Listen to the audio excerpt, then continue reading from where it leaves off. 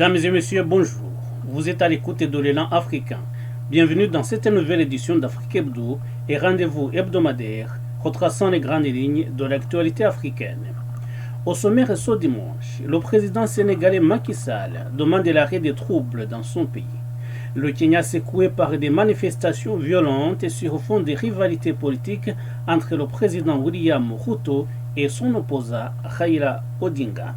Kamala Harris en Afrique, la vice-présidente américaine tente d'endiguer l'influence de la Chine et de la Russie sur le continent.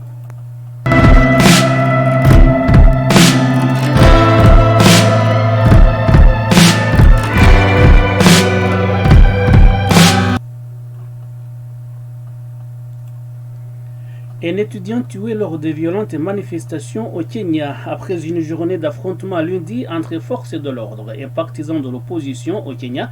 238 personnes ont été arrêtées et 31 policiers ont été blessés, comme l'a annoncé la police mardi 21 mars. Le chef de l'opposition, Raila Odinga, avait appelé ses partisans à manifester contre l'inflation et le gouvernement. Selon la police, 213 personnes ont été arrêtées dans la capitale kenyane Nairobi et 25 autres dans l'ouest du pays, bastion de l'opposition. Lundi, un étudiant a été tué par la police à Maseno dans l'ouest du pays. L'institution chargée de superviser l'action des forces de l'ordre a ordonné mardi l'ouverture d'une enquête sur cette mort ainsi que sur le cas d'un homme gravement blessé à Nairobi, tout en affirmant que la police avait agi avec retenue. Raila Odinga a déclaré lors d'une conférence de presse être horrifié et dégoûté par les violences policières, appelant à des manifestations les lundis et jeudis à partir de la semaine prochaine. Au total, 31 membres des forces de l'ordre ont été blessés dans le pays, 24 à Nairobi et 7 dans l'ouest, selon la police qui a condamné dans les termes les plus forts possibles la violence injustifiée qui, selon elle, la police, vise les troupes. Il s'agit des premiers troubles majeurs depuis l'arrivée au pouvoir de William Ruto, victorieux en août d'une élection présidentielle très serrée, un résultat contesté par son rival malheureux Raila Odinga, qui continue d'affirmer qu'elle lui a été volée et que le gouvernement Ruto est illégitime. Raila Odinga a appelé ses partisans à continuer à se mobiliser par des manifestations hebdomadaires. Chaque lundi, il y aura une grève, il y aura une manifestation.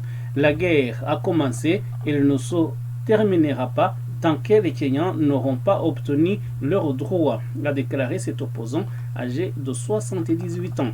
Les Kenyans souffrent de la flambée des prix des produits de première nécessité, de la chute brutale du shilling par rapport au dollar américain et d'une sécheresse record qui a plongé des millions de personnes dans la famine.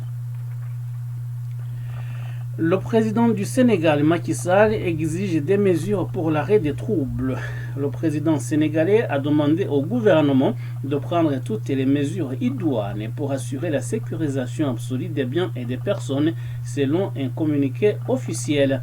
Il a parlé de l'impératif de préserver les acquis démocratiques et l'ordre public au Sénégal. Un jeune homme a été tué mardi en Casamance, dans le sud du pays, dans des heurts entre partisans d'Ousmane Sonko et des forces d'ordre, selon un élu local et un responsable administratif. Depuis le 16 mars, jour du début du procès d'Ousmane Sonko, poursuivi en diffamation par le ministre du Tourisme Mame Mbaye Niang, les incidents ont éclaté dans plusieurs villes. Ousmane Sonko, le ministre Niang poursuit Ousmane Sonko pour diffamation, injure et faux. Il lui reproche d'avoir déclaré qu'elle avait été épinglée par un rapport d'une institution de contrôle pour sa gestion des fonds pour l'emploi des jeunes dans l'agriculture. L'Éthiopie en voie de réconciliation. Le gouvernement a nommé jeudi 23 mars un haut responsable du mouvement rebelle du Front de libération du peuple du Tigré TPLF à la tête du gouvernement régional et par intérim de cette région du Tigré, quelques mois après l'accord de paix qui a mis fin à 2 ans de sanglante guerre civile. Le Premier ministre Abiy Ahmed a nommé Getachew Reda président de l'administration par intérim de la région du Tigré, comme l'ont annoncé les services du Premier ministre. La veille, les députés éthiopiens avaient retiré le TPLF de la liste des entités terroristes, une nouvelle étape majeure de l'application de l'accord de paix que le mouvement rebelle a signé avec le gouvernement éthiopien en novembre dernier à Pretoria, en Afrique du Sud. Getachew Reda, conseiller du chef du TPLF Debretsion Gebremichael, était jusque-là le porte-parole du mouvement. La levée mercredi de la qualification terroriste a ouvert la voie à la mise en place d'une administration intermédiaire au Tigré dirigée par le TPLF, comme le prévoit l'accord de paix. Longtemps tout puissant, le TPLF a gouverné de fait l'Éthiopie durant 3 décennies avant d'être progressivement marginalisé à l'arrivée du Premier ministre Abiy Ahmed en 2018 à la faveur de plusieurs mois de contestation populaire. Le mouvement rebelle était classé terroriste par les autorités éthiopiennes depuis le 6 mai 2021, 6 mois après le début de la guerre au Tigré. Avant la guerre, Getachew Reda fut notamment ministre de l'information du gouvernement fédéral éthiopien. La vice-présidente des États-Unis, Kamala Harris, débute ce dimanche 26 mars une tournée dans 3 pays d'Afrique afin de promouvoir la vision positive portée par Washington qui voit dans ce continent l'avenir du monde. Kamala Harris est arrivée ce dimanche au Ghana avant de se rendre en Tanzanie et en Zambie.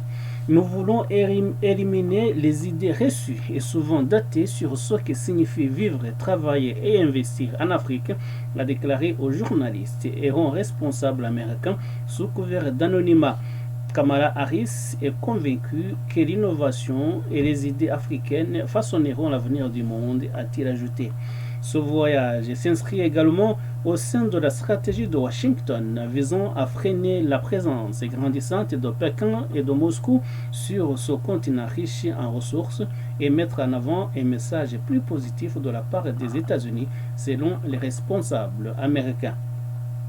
Il ne fait aucun mystère que nous sommes engagés dans une compétition avec la Chine, très clairement, pour concurrencer la Chine à long terme, a déclaré Soro, responsable américain, évoquant de vraies inquiétudes au sujet des prêts chinois permettant à Pékin d'accroître son contrôle sur les économies fragiles du continent.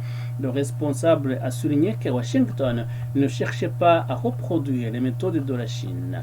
Notre relation avec l'Afrique ne peut et ne doit pas être définie par la concurrence avec la Chine, a-t-il estimé, revendiquant un programme positif reposant sur la transparence et les partenariats entre le public et le privé.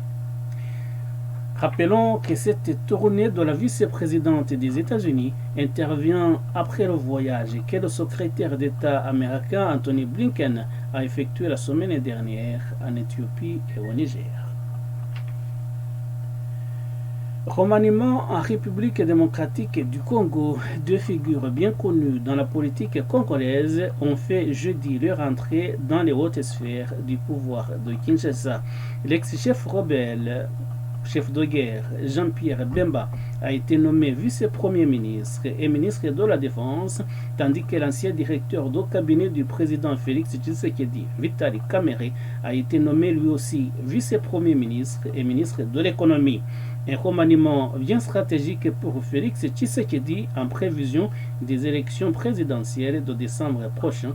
Le président s'assure ainsi du soutien des poids lourds de la politique congolaise. L'ex-chef de guerre Jean-Pierre Bemba avait été condamné à 18 ans de prison par la Cour pénale internationale pour des crimes commis en République centrafricaine avant d'être acquitté en appel en 2018 au terme de 10 ans d'emprisonnement. Vitali Kamere, quant à lui, avait été condamné en 2020 à 20 ans de prison pour détournement de fonds avant d'être acquitté en appel en 2022. Le Parlement ougandais a voté mardi soir une loi prévoyant de l'ordre de peine pour les personnes entretenant des relations homosexuelles. les députés ont considérablement amendé le texte initial qui prévoyait jusqu'à 10 ans de prison pour toute personne se livrant à des actes homosexuels ou se revendiquant comme LGBTQ. Selon un député du parti au pouvoir et qui a pris position contre cette loi, les contrevenants risquent une peine de prison à vie ou même la peine de mort pour des délits aggravés. Amnesty International estime que M. Museveni, le président Museveni, devrait urgemment mettre un veto à cette loi consternante, ajoutant qu'elle institutionnaliserait la discrimination, la haine et les préjugés contre les homosexuels. La Maison-Blanche a, elle, mis en garde le pays contre de potentielles conséquences économiques si la loi devait entrer en vigueur. De conséquences financières seraient vraiment regrettables car une grande partie de l'aide économique que nous fournissons concerne la santé, a souligné John Kirby, le porte-parole du Conseil de sécurité nationale des États-Unis.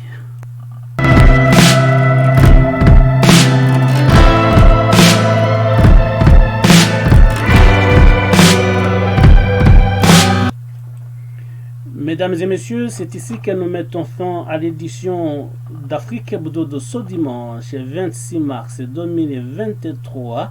Nous vous rappelons que nous avons parlé essentiellement du président sénégalais Macky Sall qui demande l'arrêt des troubles dans son pays. Nous avons parlé du Kenya qui est secoué par des manifestations violentes et sur fond des rivalités politiques entre le président